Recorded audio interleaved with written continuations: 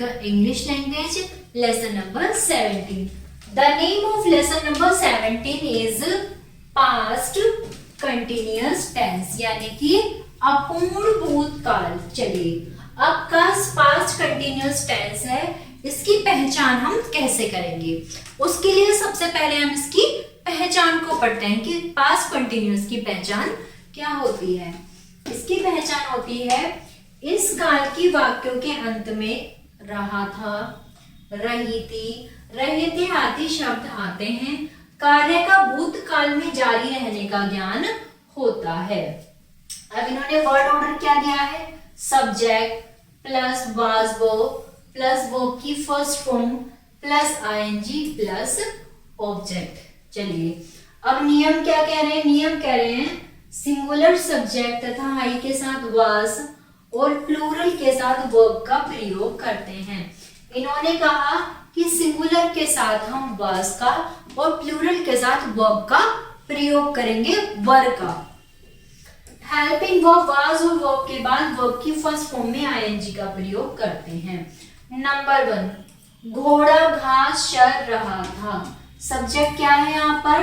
The horse. अब singular की बात हो रही है तो किसका प्रयोग किया है? वाज का। क्या कर रहा है? चर रहा है। वर्ब की फर्स्ट फॉर्म क्या है? ग्रेज में आईएनजी लगाएंगे, ग्रेजिंग ग्रास। लड़के हॉकी खेल रहे थे। द बॉयज क्या है यहाँ पर? सब्जेक्ट। कौन खेल रहे हैं? लड़के। बहुत सारे लड़कों की बात हो रही है तो क्या है यहाँ पर? प्लूरल है यानी कि बहुवचन के लिए हम वर का प्रयोग करेंगे। तो हमने क्या लगाया है? वर्ब। प्ले में आईएनजी जोड़िए, प्लेइंग हॉकी। वह गांव जा रहा था। He was going to the village. तालाब में बत्तखें तैर रही थी। The ducks were sailing into the pond. तो प्यारे बच्चों ये क्या थे? हमारे सिंपल अफर्मेटिव टेंस थे। अब हम पढ़ेंगे कौन से? नेगेटिव। चलिए नेगेटिव सेंटेंसेस में आ जाइए। इसका वर्ड ऑर्डर है, सबसे पहले सब्जेक्ट का प्रयोग करेंगे, वाज और वर्ब का प्रयोग करेंगे, नोट प्लस वर्ब की फर्स्ट फॉर्म में आईएनजी लगाएंगे प्लस ऑब्जेक्ट। चलिए नियम कह रहा है नहीं के लिए वाज वर्ब के बाद नोट लगाते हैं। किसके लिए? नहीं के लिए वाज और वर्ब के बाद क्या लगाते हैं? नोट लगाते हैं।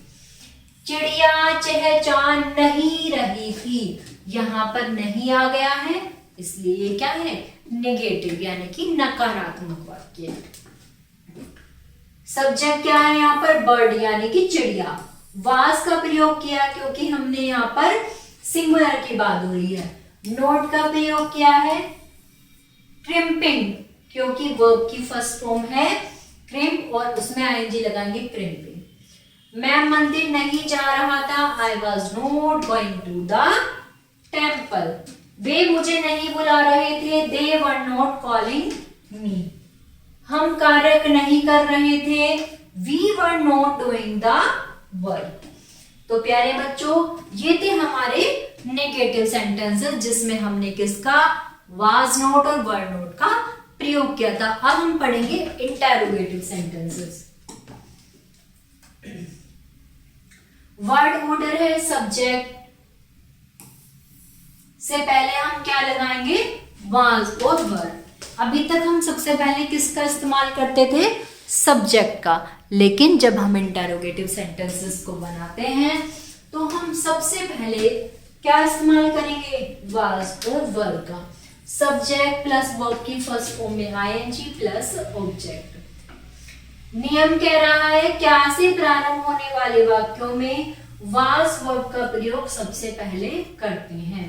वाक्य के मध्य प्रश्न सूचक शब्द आने पर सबसे पहले इन्हीं शब्दों की अंग्रेजी लिखते हैं।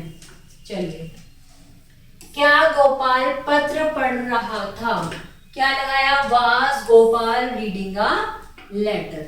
क्या विशाखा दरवाजा तोड़ रही थी? Was Vishakha breaking the door. आप कहाँ खेल रहे थे?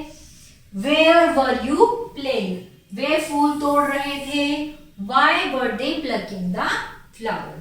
तो प्यारे बच्चों, ये था हमारा इंटरोगेटिव सेंटेंसेस। मैं फिर से आपसे बोल रही हूँ, आप इनकी रूल्स को पढ़िए, वर्ब की फॉर्म्स को लर्न कीजिए, तभी आप अपनी लैंग्वेज पर कमांड कर पाएंगे। और जितना ज्यादा आप सेंटेंस को बार बार बनाने की प्रैक्टिस करेंगे, जैसे हम मैथ्स को बिना प्रैक्टिस के नहीं कर सकते हैं, ऐसे ही हम अपनी इंग्लिश लैंग्वेज में सेंटेंस को बिना प्रैक्टिस के नहीं सीख सकते हैं। तो प्यारे बच्चों, आशा करती हूँ कि मैं जो भी आपको बता रही हूँ आप उसको फॉलो करेंगे और अपनी स्टडी को बहुत अच्छे से और मन लगाकर पढ़ेंगे। आपको वीडियो में कोई भी समस्या है तो आप कमेंट बॉक्स में जरूर लिखें और वीडियो को लाइक करें। Thank you.